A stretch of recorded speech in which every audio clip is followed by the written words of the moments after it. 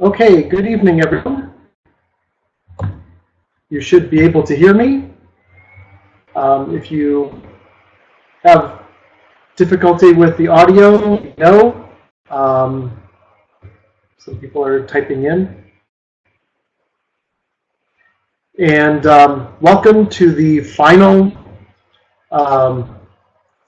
webinar for the year for December 2015. And greetings to everyone.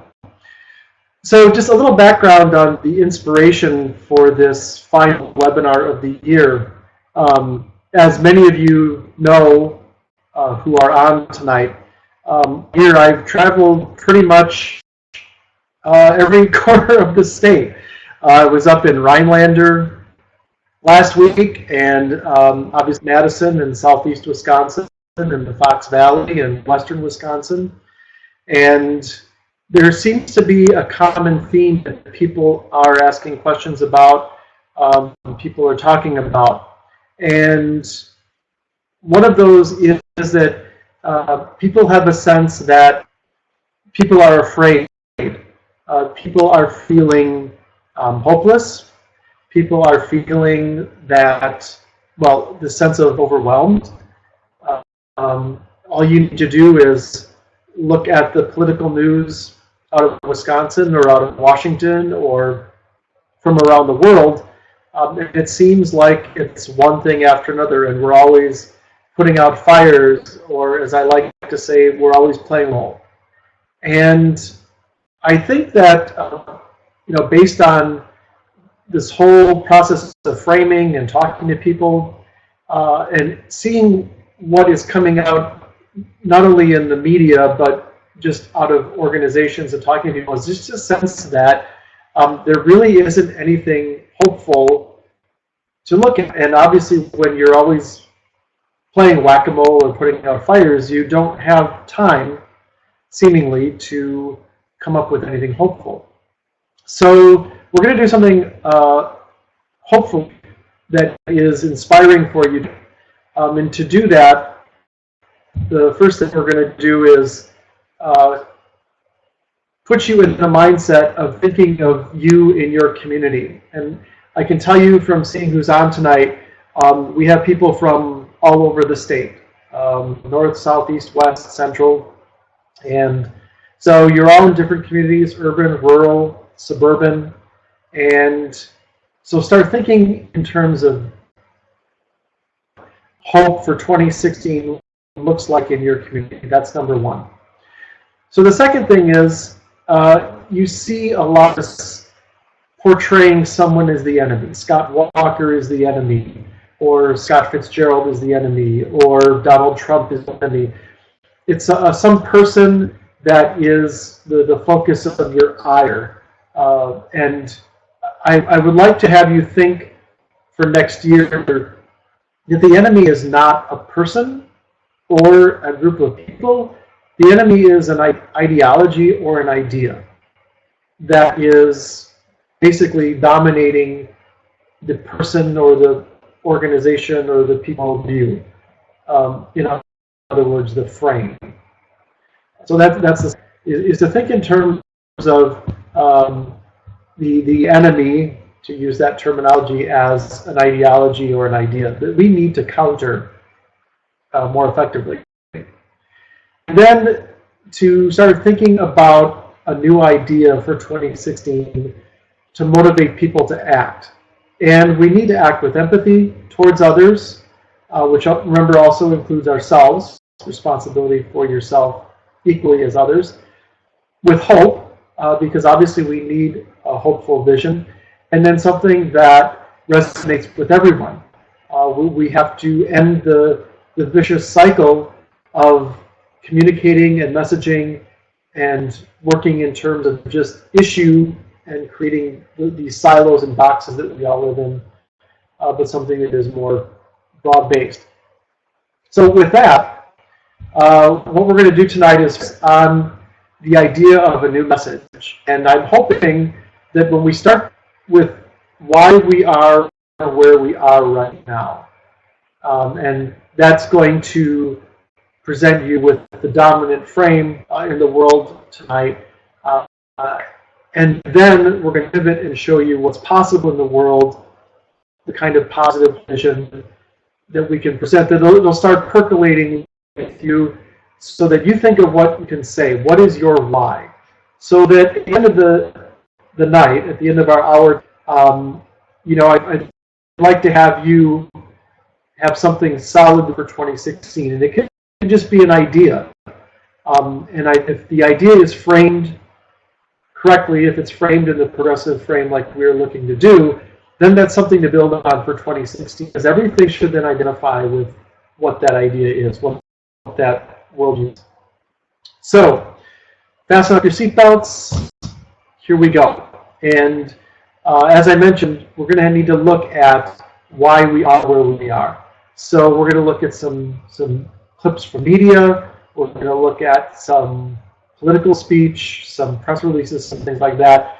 And by now, everyone who's on tonight, and I can see who's on, you're all familiar with the fundamentals of framing, so you should really be able to get an idea of why this is in the conservative frame and start thinking in terms of how we can pivot that.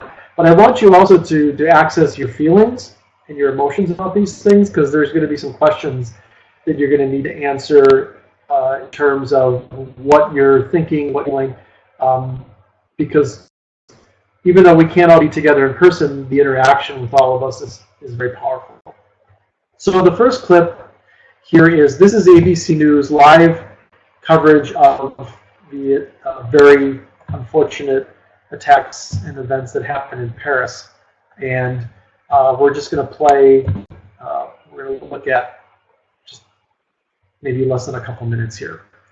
And as you all know, if you have a question or want to make a comment via your audio, you can click on the Q&A and I can activate your microphone, and you can share with the group, or you can do something in the chat box, as you see some people have done already down in the lower left corner. So, the borders. I'm here with our chief investigative correspondent, Brian Ross. What we know about that scene at the Bataclan, an American heavy metal band was playing. That's right. It's called the Eagles of Death Metal, rock and roll band from California. They got out safely, according to a relative talking to our station in Atlanta, but they saw incredible carnage, and the descriptions we're told are maybe even worse than what we've heard. A situation in which the police moved in, convinced that the people inside the terrorist were going to kill as many as they could, and they decided to move in to at least minimize as best they could the death toll. And some unconfirmed reports right now that the gunman had been moving calmly through the crowd and shooting people one by one. Right, a horrifying situation and an indication of the vulnerabilities of a free and open society. These are soft targets, restaurants, a concert hall, outside a stadium. And we don't yet know, George, whether this is an Al-Qaeda attack or an ISIS attack, but we do know it's clear this was well-planned, a sophisticated and coordinated attack. Our chief global affairs correspondent, Martha Raddatz, joins us. Here we go.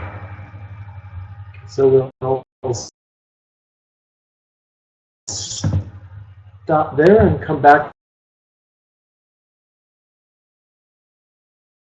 to the. So what you heard there from so this is the ABC News, one of their chief correspondents, and some of the highlights there that really present and evoke the conservative frame to people who are listening.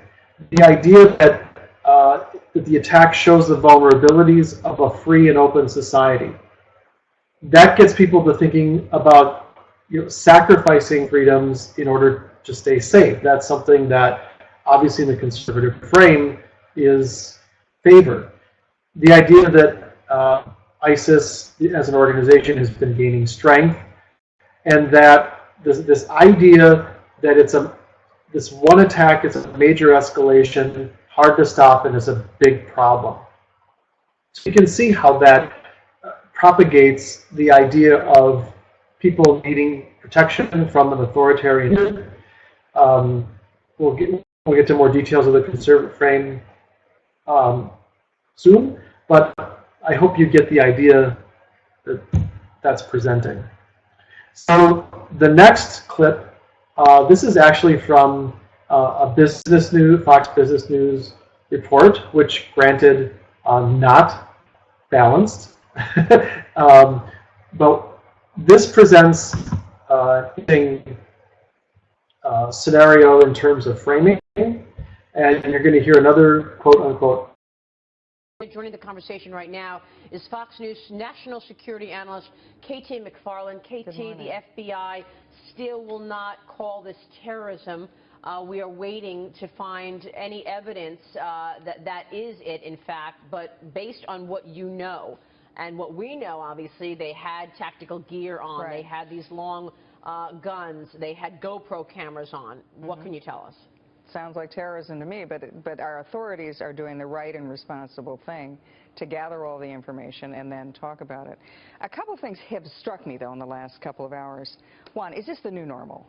Whether it's domestic terrorism, whether it's Islamic extremist terrorism, if this is the new normal, we don't have nearly enough resources for this. It takes 24 government people, in other words, state, local, FBI, NSA, to monitor a bad guy 24/7. Now, the FBI director said we have 100 of these people we're looking at now, 24/7. We potentially have 1,000 in the United States right now. We are already stressed to the limit with our resources. Not just the FBI, but the entire resource chain is stressed. So we better get really smart, really fast, and put a lot more resources immediately.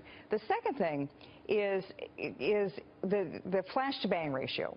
If these are domestic... What is flash-to-bang ratio? All right, flash-to-bang ratio, which you are all going to hear a lot about in the coming weeks, is the amount of time it takes from somebody who looks like a normal guy living down the street to become a terrorist who straps on a suicide vest or goes and shoots up a center. It's not years and years and years in the coming. It's usually weeks, months. Yeah. So somebody who looks just normal gets radicalized, and within a month, 2 months, 3 months, 5 months is committing a terrorist act. Why is that happening? It becomes very difficult to find that person because it all happens very quickly. Yeah. Expert. It's a very interesting point of view there. And again, look at the key quotes there. First one, she says, sounds like terrorism to me. Just very matter-of-factly, but just evoking that word. This idea that if this is the new normal, we don't have enough resources. Again, more and more towards what they call so-called counterterrorism, defense. And then they get into this idea of that someone who looks normal, now think of this in terms of framing, someone who looks can be radicalized in a couple of months, and that the idea of political correctness costing us our safety, and however bad we think it is now, it's going to get worse. Think of that in terms of refugees. That someone who looks normal can be radicalized,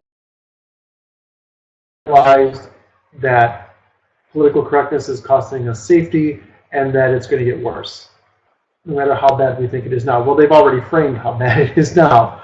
So there's another really, really good example of effective framing from one point of view. So this is some segments of an op-ed article from Jacinta Carroll, who is actually a conservative security strategist in Australia. And I saw this when I was in Australia in November on the Australian ABC News. And I've highlighted some things in red there that really stood out in terms of conservative framing. So the first bullet point there, that the latest act of violence provides a wake-up call for countries such as Australia on the need to act with maturity. Think of that phrase in terms of framing, that if you are disciplined, you are acting mature. If you are disciplined, and if you're not acting with discipline, if you're undisciplined, you need that wake-up call in order to become disciplined. And then the second bullet points about governments being empowered and supported to do everything they can. That's interesting because in the progressive frame, we have this idea of government should empower and protect people. This is saying that government should be empowered and support do everything they can to prevent. In other words, things like imposing drastic measures of surveillance, profiling, things like that, because again, you never know who can be radicalized in a short period of time.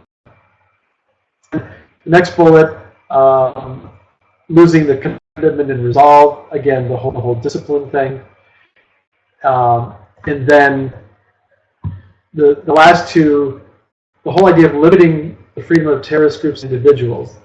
The idea of limiting them and committing to promises to fight against terrorism means one thing, and again, that is the authoritarian frame. And it looks like Phil's put some comments down there. We'll take a look. We'll have some time to take a look at those in a little bit here. We're going to keep going. So there's, again, creating a very specific evoking of a specific frame. Now, I didn't want to get too much into the analysis on this. I've got one more, and then there's going to be a poll question because I want to get your thoughts. So the next one, this is GOP presidential candidates reacting to the Paris attacks. Short clip, you're going to hear a couple of them here. But avoid the income of tens of thousands, potentially, of refugees in order to really make sure we know who the immigrants and the visitors to this country are. Watch. One of the lessons we should learn from the tragedy in Paris is that we have to be very careful and very cautious, extraordinarily cautious, about who comes to visit, who immigrates here, and who studies here. But when I introduced my amendment, Trust But Verify, to the immigration bill, unfortunately I got some opposition. Your senator, in fact, opposed me on this. How can we defeat this enemy when we have a president who won't even be honest about the threat we face? Hillary Clinton, the only thing she's ever run is this president's failed foreign policy. But again, and then of course you have Donald Trump saying that we should just ban all Muslims from coming into the country. So very consistent, very clear examples, and I'm going to open up the first poll here. So the first question that I'm going to open up here, there we go. Now, this is an open question, and I didn't get too in-depth into those because I wanted to get your opinion, your feedback. There's no right answer here, but I'm hoping we see some consistency. Is which message resonates or affects you the most? And I just want to be clear that this is not a matter of agreeing with the message, because you don't have to agree with the message to understand it or to have it affect you. For example, the idea that corporations are people is a message that affects you, that you understand, that resonates with you. You don't agree with it, but you understand the metaphor. So if you just take a moment, you can even, if you don't want to do it on the actual poll line there, you can do it down in the chat box underneath. But we'll wait till we get a majority of people. And again, this is just your gut feeling. Whose message, what message was it that resonated with you the most? Yeah, and there should be like a short answer line on your screen open. The question is, which message resonates or affects you the most? You can type it down. Which of those conservative messages from the media resonated with you the most? Which one affected you the most? You can type it down in the chat box. If for some reason the poll isn't working.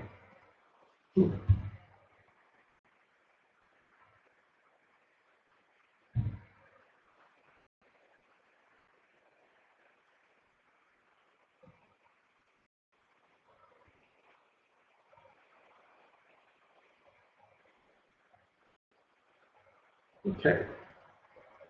Oh, yeah, they are, Ann.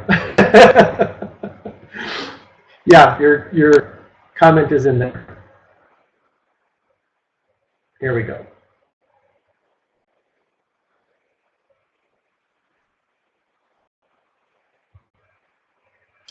Oh, I see what's happening, Ann. So you use to scroll down the comments.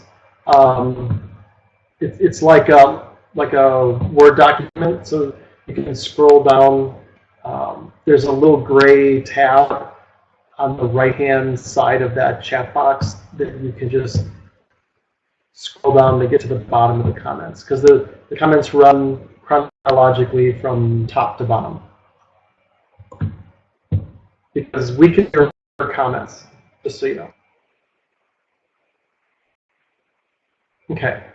Well, we've got a majority of people have actually responded. So I'm going to end the voting. If you still want to vote, or not vote, but put in a comment, you can put it in the chat box. So I'm going to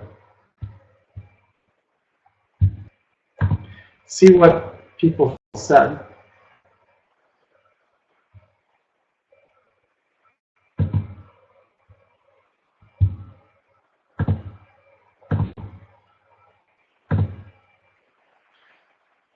So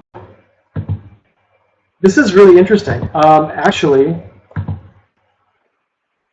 everybody is,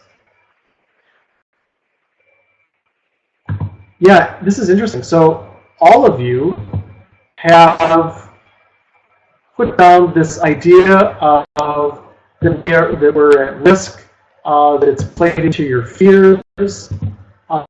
We need more resources to be safe. You have Rand Paul evoking and Julie says the protective, strong father, and somebody else actually put that one too. So, right, so think of that on a huge, here are all of you good progressives have pretty much responded in the same way. And it's, you know, I don't think we need to do the second poll because obviously it has evoked fear, a sense of insecurity, and the idea that we need to do whatever we can to feel safe, which generally human behavior will tell us that people will look to an authoritarian figure for that type of protection. So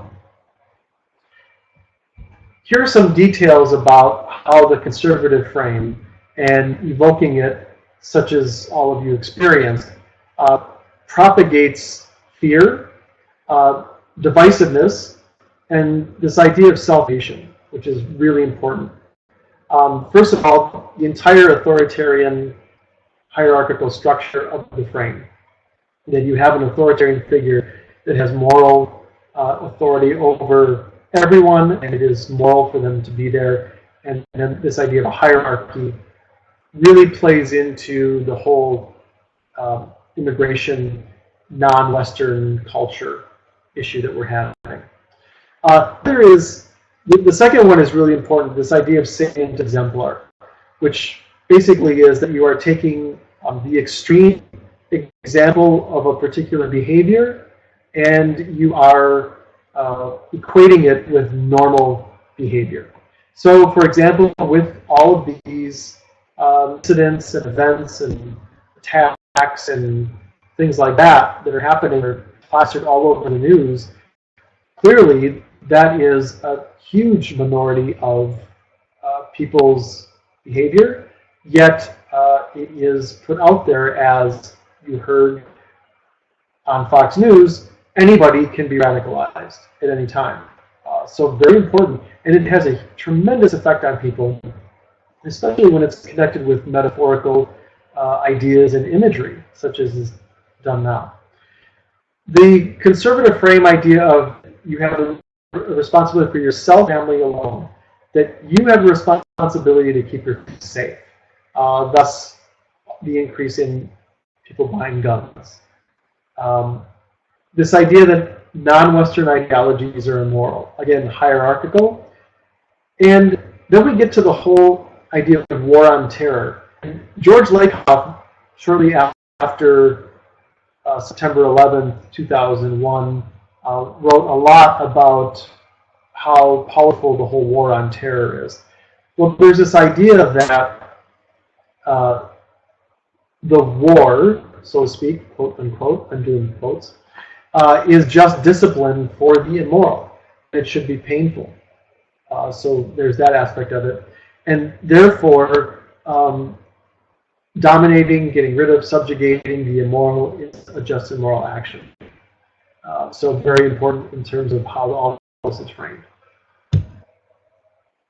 So now we turn this around and we start working on hope. How do we evoke empathy, responsibility, and community in the face of all of these things that are so dominant every day that actually tear down those values? So just quick review, the key concepts of the progressive frame: private depends on public. The definition of democracy in the progressive frame is that we are caring citizens that act through the public to provide freedom to the most people. And of course, the public having a responsibility to protect and empower people. Interesting, I heard a lot of this in the news about politicians saying government has one responsibility, and that is to protect people. That's wrong. That's only half of the equation. The other half is that the government has a responsibility to empower people. And empowering people is very, very different than the protection aspect of it. You need to have those two things together. So again, this is drawing on in Australia because actually the Paris attack happened while I was in the air on the plane and landed, and the hotel TV was on as we were checking in, and here's this thing up on the screen: attacks in Paris. First thing we saw when we got there. So this is from this is a daily newspaper called The Age in Australia. The link is there. Excellent op-ed from the editorial board of The Age, and this idea that the response should not be to cower and fear, rise above violence and savagery, and that we have to show that we celebrate life and freedom. You know, really, there's a great use of the progressive idea of freedom. Then this idea that our lives are made richer by fostering freedom in our communities and standing firm against anyone who will impose their will. This is important because the conservative frame is focused on the whole self-interest thing, people imposing their will to forward their self-interest. So very important idea there. And then this idea again of celebrating life and freedom, that our lives will not be contained by radicals. Very well said there. So just keep internalizing these, what this is evoking here. So here's a friend and great state rep, Melissa Sargent from the Madison area. This is a press release that the source is from the Wheeler Report. This is her response to Scott Walker wanting to prevent Syrian refugees from coming into Wisconsin. So again, telling a fundamental truth through framing, that the terrorists want to create fear and chaos, to call them out for what they are. That we embody a welcoming spirit in Wisconsin, right? The whole idea of being an empathetic, welcoming spirit. I like this phrase: opening our hearts, minds, and communities to those escaping more horror and tragedy than most of us will ever know. And then we lift people up and give them the strength to move forward. Again, something we do together. So, great quote there. So now let's look at Bernie. This is from one of his campaign stops. This is him commenting on Paris as well. See how this makes. Let me also say that now is not the time for demagoguery and fear-mongering.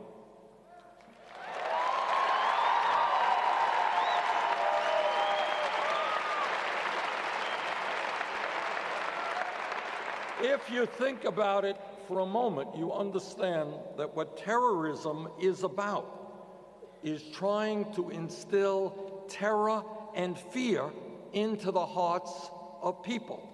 And we will not let that happen.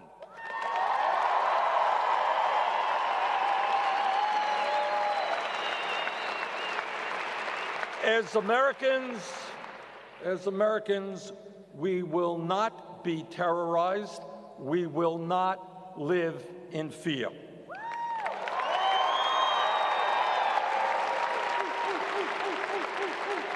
And I do have to tell you that I am disturbed by some of what I am hearing from my Republican colleagues. And I will just say this. During these difficult times, as Americans, we will not succumb to racism.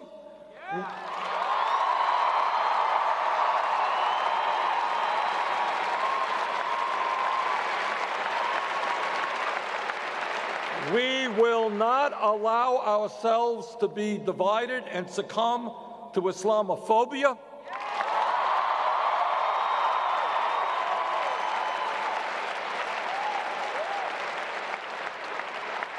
And when hundreds of thousands of people have lost everything, have nothing left but the shirts on their backs, we will not turn our backs on the refugees from Syria and Afghanistan.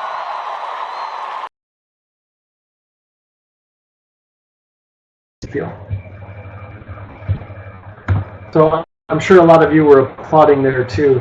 Right, a lot of good progressive ideas there, similarities with what you've already seen, which is good. So again, hopefully these are evoking some more positive ideas and emotions in you, which is what we want for the purposes of what we're trying to do tonight. So this is so Elizabeth Warren gave a speech where she actually had gone to Syria. She had brought back pictures, videos of refugees. This is towards the end of her speech. We're just going to listen to a little bit of this, but you're going to get a really good sense here. And again, the evoking of the progressive frame. And again, Some politicians have already moved in that direction, proposing to close our country to people fleeing the massacre in Syria. But with millions of Syrian refugees already in Europe, already carrying European passports, already able to travel to the United States, and with more moving across Europe every day, that is not a real plan to keep us safe. And that is not who we are. We are a country of immigrants and refugees, a country made strong by our diversity, a country founded by those crossing the sea, fleeing religious persecution and seeking religious freedom. We are not a nation that delivers children back into the hands of ISIS murderers because some politician doesn't like their religion. And we are not a nation that backs down out of fear.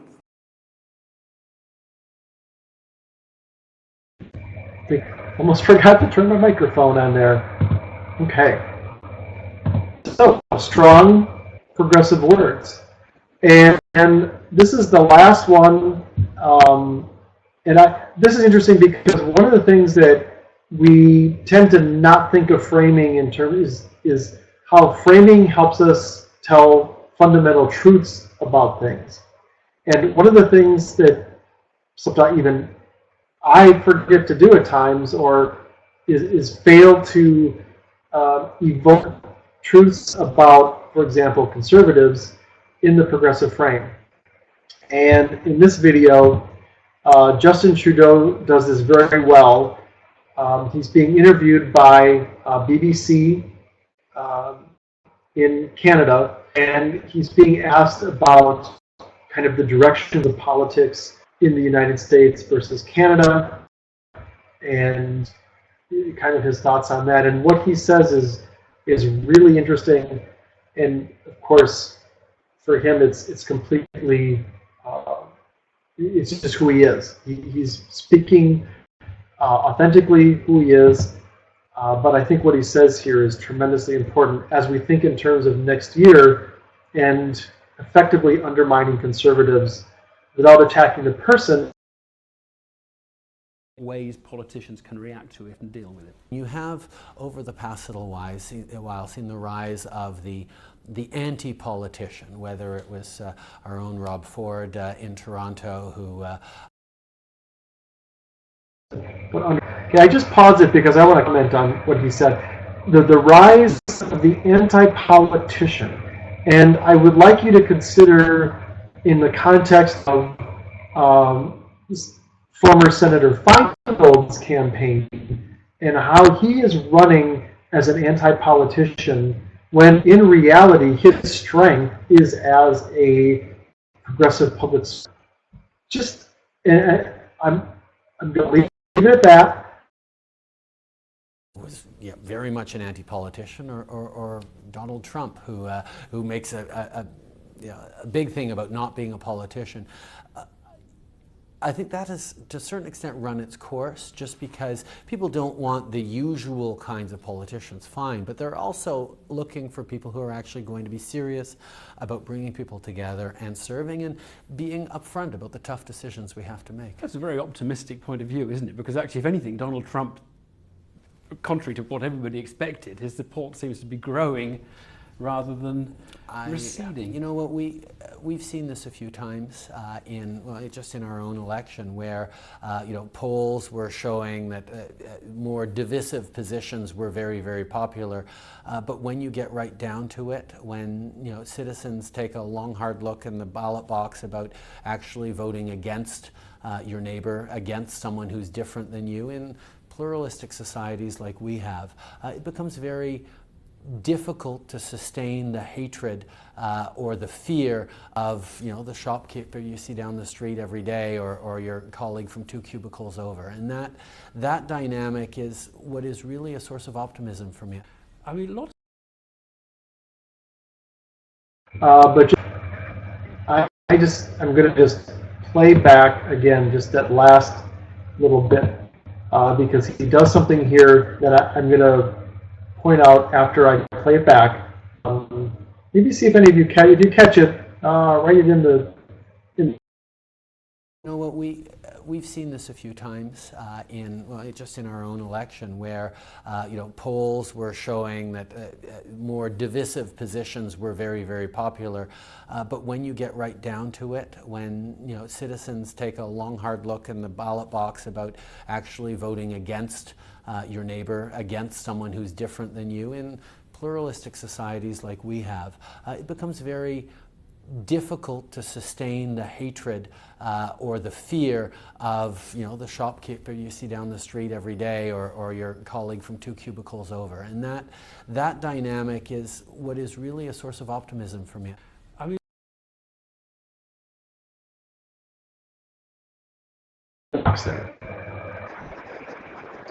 and not only does hope conquer fear, but he's saying that that your neighbors are trustworthy. Your neighbors are good people. And that connection with good people is what actually trumps the divisiveness.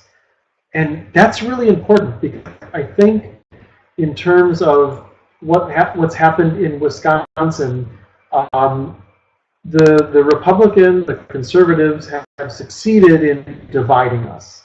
They've succeeded in dividing us by issues to the point where we tend to live in these isolated bubbles, Facebook and Twitter and our issue groups and things like that. And how many times do we get out and talk to those people who are just our neighbors, people who are just out on the street or in the coffee shop or behind the counter or whatever it is. Talk to them about things that we have shared values about. And anyways, really, really, because it's that idea of populism is what he's evoking. And that populism is what we all can be together. So gives them hope. So the next poll is now to look at kind of where you're at, what you're thinking. So first, I just want to ask, the first is, which message resonates with you the most?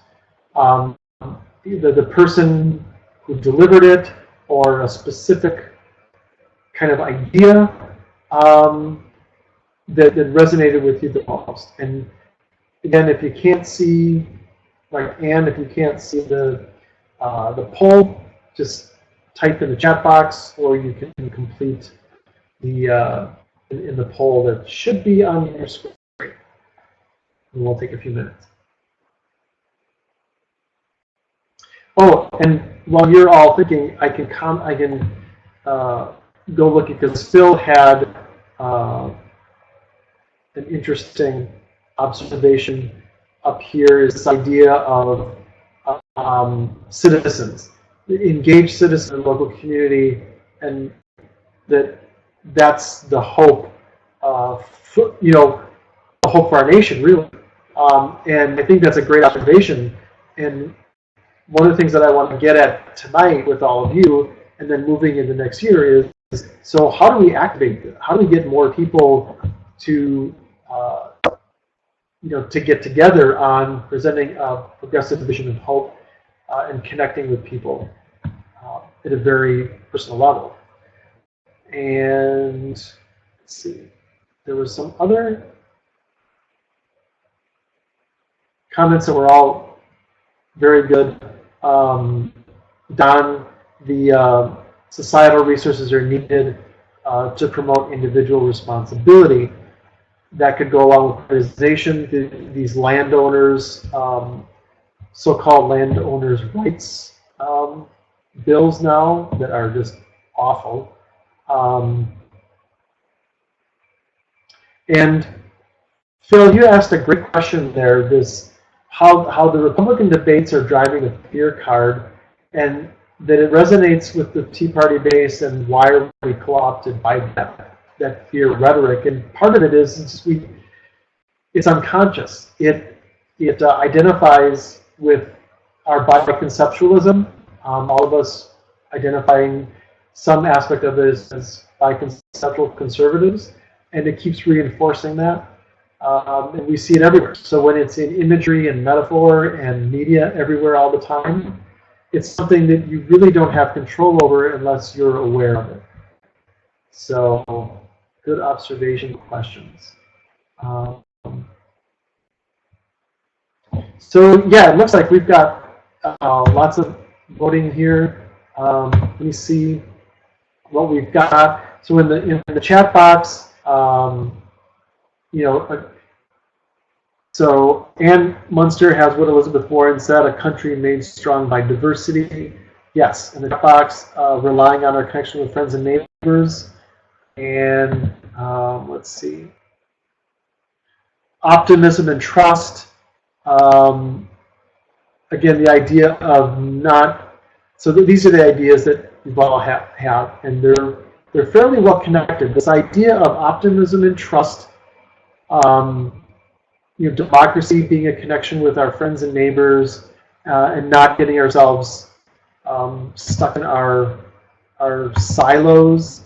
So that's diversity. Trudeau seems to be very popular. So in terms of his hope and optimism. So yeah, great. So obviously, hearing that makes you feel hopeful and is giving you some ideas. So I want to go to the next poll, which is a little more specific in terms of You know, I said at the beginning, have you get in touch with kind of your feelings. So no long sentences here, very quick, like single word, sound bite. How do you really feel after hearing the statements from Elizabeth Warren, Bernie Sanders, the Progressive Paper in Australia, Justin Trudeau, that kind of thing? How do you feel? And somewhat contrast that with how you felt after hearing the Conservative. So take a minute to do that.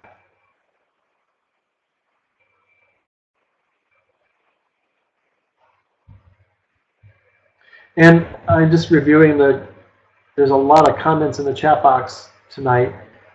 So this idea of Mike McCabe's idea of commoner, it's the same thing. The citizens, the people, and I mean, on a personal note, connected with that, the same is true of this whole changing the message through framing and presenting a positive progressive vision through framing. It's going to come from the people. It's not going to come from the top down. As George Lakoff has said, and my experience is that the top down approach doesn't work because the system is entrenched at the top, and there's absolutely no incentive for them to change that system. So it's up to literally the grassroots.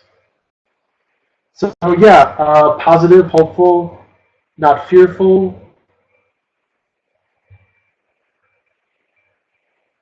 I think it's a good feeling. I mean, I think that it's something that a lot of people would like to feel right now. I think they're looking for something like this to feel that way. And we do have a majority, so I'm gonna, if you didn't get to do yours, put it in the chat box. I just make sure we stay on time tonight. Because it's been really good discussion in the chat box. So how do people feel? Encouraged. Solutions. People are seeing that there are solutions to move forward. People feel more resolute, confident that it's possible to present a positive message and change public discourse. And then there's a good one about feeling optimistic that we can actually people care about each other. And I think that's extremely important. So we're going to watch one last video before we kind of get down to sharing some ideas. And I'm hoping that this one will, this is actually, again, from Australia, and I keep referencing that, but both personally and politically, it was an incredible experience because it's such a diverse nation. They have their challenges. They have the roots of conservatism are starting to plant themselves at the moment, but they are still very much in the progressive frame, very broadly speaking, and you get that sense when you're there. And I found this video, I thought it was inspiring, and this was done by an Islamic university there. And what they did was they sent somebody out to make anti-Muslim statements to people who are actually actors and actresses to see what people in Australia would do. And it's, I recognize some of this Melbourne, most of it probably was. And it's interesting to see people's reactions, and I'd like you to ask yourself, would people in your community respond this way, or in an urban area like Milwaukee or Chicago or Madison, and just see what you think. And notice, one thing that stood out to me is, notice people who are, let's say, coming together with the people who are portraying and I'm sure they are actually of Muslim faith, but they are actually actors in this scenario, and they are the victim. The responses to people, there are actually physical responses to touch them, to try to lead them to a safe place. Very interesting. So we will watch the whole thing, just watch a few examples of it, and when the archive is up, you will be able to watch the full video. It's actually quite striking. So here we go. And again, Team Australia, don't you think it's a bit hot to wear that? Hey guys, do you see this? You look like a terrorist wearing that. You know that, right? What's in the bag? Do you have like something, some explosive, some bomb in the bag? Is it a bomb? I don't trust you, Claude. No, don't touch my bag. Everywhere you guys go, you blow stuff up. Do you see this? Like, see what she's wearing. What's wrong with it?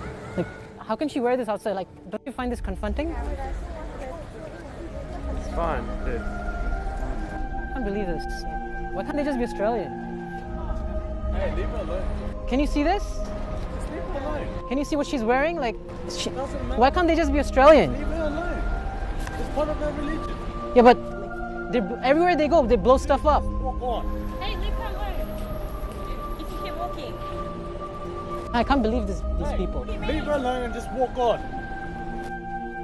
Whatever, man. Like, you'll. Sorry? I don't touch my bag. Sorry. I don't. Really? Do you trust these people? It's not Australian. Like look what she's exactly. Look what she's wearing. You're not wearing Australian. I'm Australian, bro. I was born here. You're like acting like one. I'm pretty sure everyone. what is this? So there you get the idea. What was really interesting was toward the end there, you hear people saying, the guy saying, "You're not Australian. You're not being Australian." There's a large cathedral, Paul's Cathedral in Melbourne, had a huge banner on the bell tower that basically said, as Australians, we welcome refugees. That's who we are. So I thought that was interesting. So before about the salient exemplar. The idea that it is a very, very small,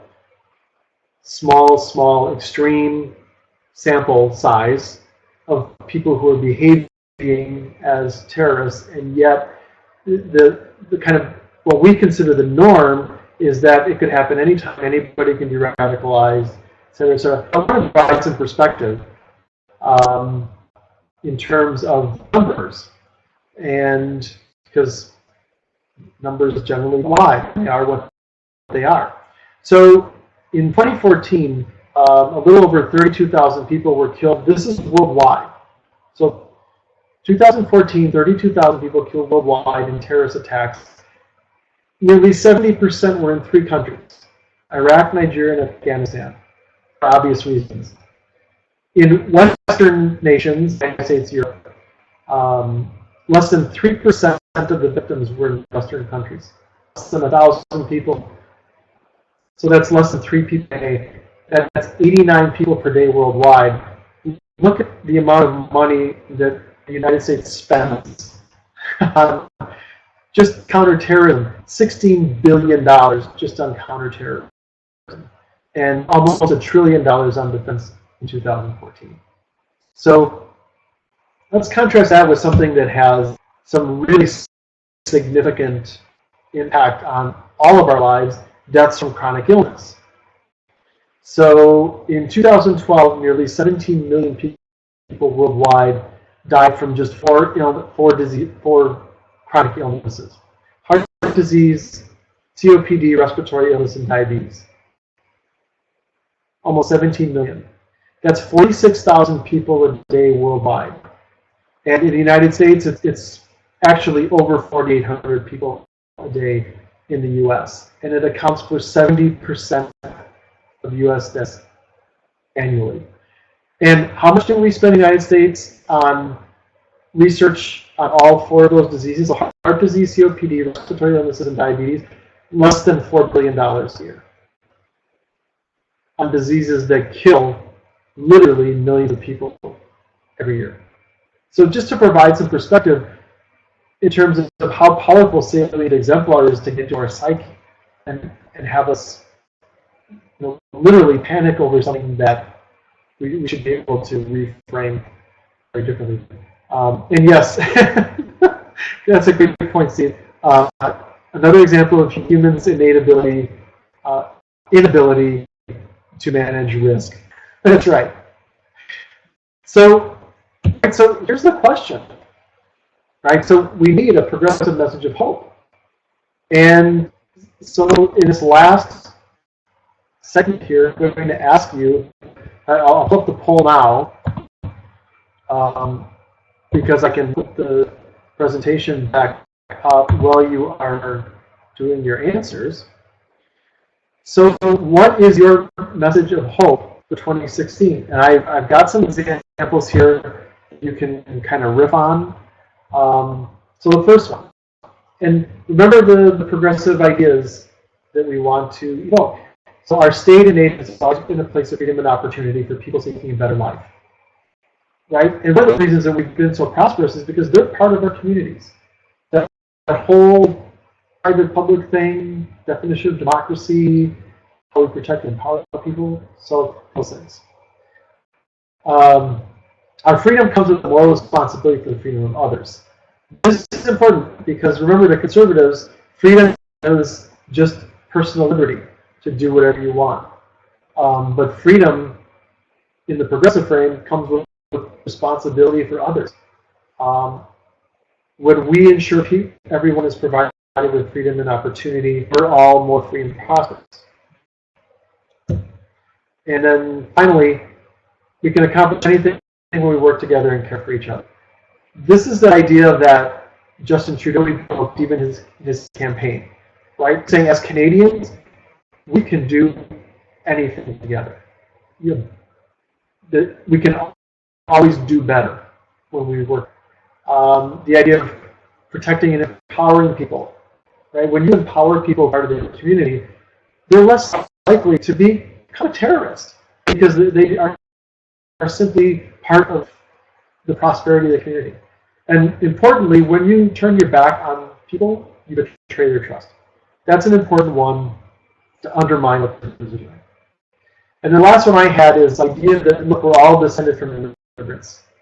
And the populist idea that, look, most of us are warm, caring, trusting people, and we share these core values of freedom and responsibility and for people. So those are just some ideas that I thought I'd put out there. We can go back. You can put it in the chat box. You can fill in the polling, or you can think on it on your own. And I would agree. Local government does have the responsibility to protect and to provide freedom for everyone. That's empowering. That's protecting. And I think we all have a responsibility to provide freedom for everyone. Refugees, it's part of the fabric of our nation. So, yeah, good stuff. So, the bottom line, our 1 minute to go, is we need to use framing and evoke the progressive frame so that people understand why they should care about each other. I mean, I think that's our story for 2016. You know, the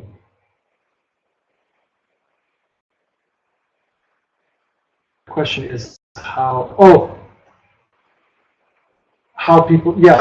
people should care about it. I think when you answer why people should care about each other first, then we can lay out how. Because I think we get people care about why they should care, and that's what framing does, and then tell people how. And we can tell people how in many, many ways as progressives.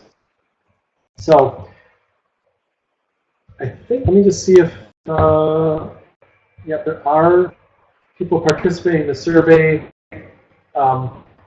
the chat box comments, I can actually download those because there are some great comments in the chat box, and I can make those available on the website too when the webinar is posted. And I agree with what Steve just said, this idea that understand the real role of government.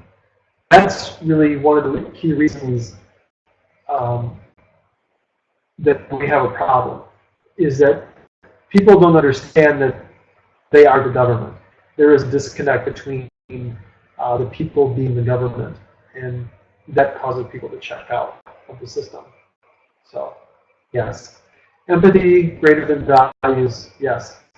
Well, empathy, values, policies are systemically connected.